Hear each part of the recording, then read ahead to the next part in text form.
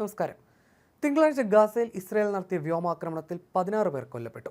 രണ്ടിടങ്ങളിലായി നടന്ന ആക്രമണത്തിലാണ് ഇത്രയധികം പേർ കൊല്ലപ്പെട്ടത്. കൊല്ലപ്പെട്ടവരിൽ 5 വനിതകളും 4 കുട്ടികളും ഉൾപ്പെടുന്നു. തിങ്കളാഴ്ച പുലർച്ചെ നുസ്രൈത്ത് അഭയാർത്ഥി ക്യാമ്പിലുണ്ടായ ആക്രമണത്തിലാണ് 10 പേർ മരിച്ചത്. ഗസ സിറ്റിയിലെ ഒരു വീടിന് നേരെയുണ്ടായ മറ്റൊരു ആക്രമണത്തിലാണ് ബാക്കി മരണം സംഭവിച്ചത്. ഇതോടെ കഴിഞ്ഞ ഒക്ടോബർ 7 ശേഷമുണ്ടായ ആക്രമണങ്ങളിൽ കൊല്ലപ്പെട്ട ഫലസ്തീൻകാരുടെ എണ്ണം 41,226 ആയി. ജെറുസലേമിൽ ഇസ്രായേൽ അതിർത്തിയിൽ പോലീസ് ഓഫീസർക്ക് കുത്തേറ്റു. ഭീകരാക്രമണത്തിന്റെ ഭാഗമാണിതെന്ന് അധികൃതർ പറഞ്ഞു. ഇതിനിടെ ഗാസയിൽ പോളിയോ വാക്സിൻ വിതരണം തുടരുകയാണ്. 90% പേർക്കും പോളിയോ മരുന്ന് നൽകിയതായി UN ഏജൻസി വ്യക്തമാക്കി. കുട്ടികൾക്കുള്ള 2ാം ഘട്ട മരുന്ന് വിതരണം ഈ മാസം അവസാനത്തോടെ നടക്കും. ഇതിനകം 6,40,000 പേർക്ക് വാക്സിൻ നൽകി. അതിനിടെ ഹമാസ് ബന്ദികളാക്കിയ 3 ഇസ്രായേൽ പൗരർ നവംബറിൽ കൊല്ലപ്പെട്ട സംഭവത്തിൽ വീഴ്ച പറ്റിയെന്ന് സംബന്ധിച്ച് ഇസ്രായേൽ സൈന്യം വ്യക്തമാക്കിയിരുന്നു.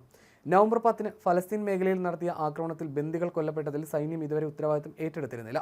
ഡിസംബർ 14 സൈനികരായ റോൺ ഷെർമാൻ, നിക് ബ്ലെയർ എന്നിവരുടെയും എലിയ ടോൾഡാനോയുടെയും മൃതദേഹം ഗാസയിലെ ജബലയിൽ നിന്നുള്ള ടണലിൽ നിന്ന് ഇസ്രായേലി സൈന്യത്തിന് ലഭിക്കുന്നത്. ഇവരുടെ മരണത്തിന് കാരണം നവംബർ 10 ഇസ്രായേൽ നടത്തിയ മിസൈൽ ആക്രമണമാണെന്നായിരുന്നു സൈന്യത്തിന്റെ തന്നെ അന്വേഷണത്തിൽ കണ്ടെത്തിയത്. ഹമാസിന്റെ വടക്കൻ ഗാസ ബ്രിഗേഡിന്റെ നേതാവ് അഹമ്മദ് ഗഡൂറിനെ വധിക്കാൻ ലക്ഷ്യമാക്കി ജബലയിലെ തുരങ്കത്തിന് നേരെ നടത്തിയ സൈനിക നീക്കത്തിലായിരുന്നു 3 ബന്ദികളും കൊല്ലപ്പെട്ടത്.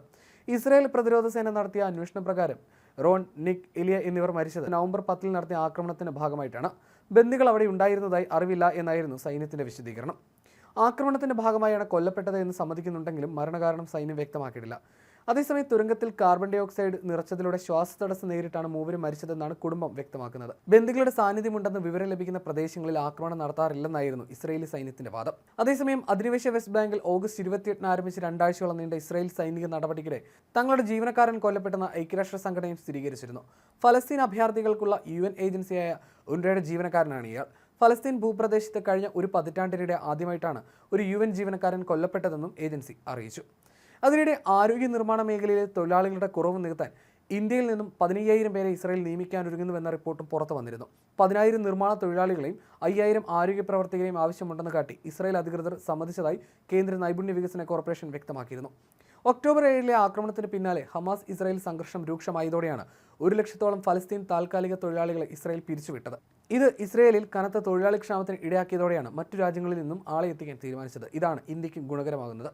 മുമ്പും റിക്രൂട്ട്മെന്റ് നടന്നിരുന്നു, എന്നാൽ അതുകൊണ്ട് ഇസ്രായേലിന് ഗുണമുണ്ടായില്ല. ഈ വർഷം ആദ്യമാണ് ഇസ്രായേലിലേക്ക് സർക്കാർ സ്വകാര്യ തലങ്ങളിൽ 10,000 ഇന്ത്യൻ തൊഴിലാളികളെ റിക്രൂട്ട് ചെയ്തത്. UP, ഹരിയാന, തെലങ്കാന എന്നിവിടങ്ങളിലാണ് അഭിമുഖങ്ങൾ നടന്നത്. 3 റൗണ്ടുകൾ നീണ്ട അഭിമുഖത്തിന് ശേഷം തിരഞ്ഞെടുക്കപ്പെട്ട പലർക്കും നിർമ്മാണ തൊഴിലിനെ കുറിച്ച് ഒന്നും അറിയില്ലെന്ന് ഇസ്രായേലിൽ എത്തിയതിനു ശേഷമാണ് മനസ്സിലായത്. പലർക്കും ചുറ്റിക പിടിക്കാൻ പോലും അറിയില്ലായിരുന്നു. ബാർബർ, കൃഷിപ്പണി തുടങ്ങിയ ജോലികൾ പ്രതീക്ഷിച്ചാണ് ഇവർ എത്തിയത്. അങ്ങനെ പലരും മടങ്ങി. ഈ സാഹചര്യത്തിൽ പുതിയ റിക്രൂട്ട്മെന്റിൽ കരുതലുകളും എടുക്കും.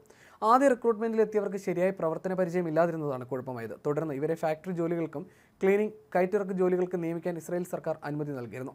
ഇസ്രായേലിലെത്തിയ 500-ലധികം തൊഴിലാളികളും നാട്ടിലേക്ക് മടങ്ങി. 15,000 ഇന്ത്യൻ തൊഴിലാളികൾ വീണ്ടും ആവശ്യമുണ്ടെന്നായിരുന്നു Israel population, immigration and border authority ഇന്ത്യയെ അറിയിച്ചത്.